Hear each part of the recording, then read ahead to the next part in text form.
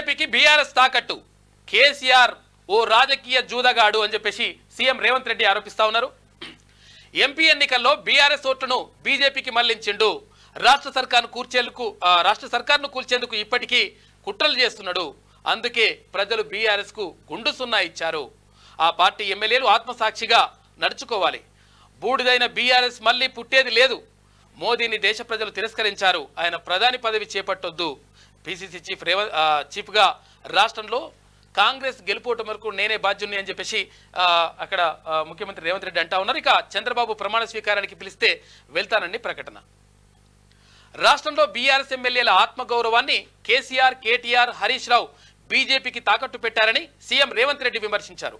MP ఎన్నికల్లో బీజేపీని గెలిపించేందుకు BRS నాయకులు ఆత్మ బలిదానం చేసుకుని అవయవదానం చేశారు.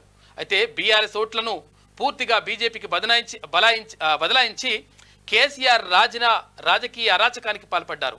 రాష్ట్రంలో తనంతట తానే అంతర్ధానమై బీజేపీకి కేసీఆర్ మద్దతుగా నిలబడ్డారు అని వ్యాఖ్యానించారు. రాష్ట్ర ప్రభుత్వాన్ని కూలదోసేందుకు ఇప్పటికీ కుట్రలు జరుగుతున్నాయని మండిపడ్డారు. కేసీఆర్ ఒక రాజకీయ జూదగాడు. ఆయన ఉన్నంత కాలం కుట్రలు కుతంత్రాలు నడిపిస్తూనే ఉంటాడు. బీజేపీతో కేసీఆర్ బేరసారాలు చూస్తున్నాడు. బీఆర్ఎస్ ఎమ్మెల్యేలు తమ ఆత్మ ప్రబోధానుసారం వ్యవహరించాలి.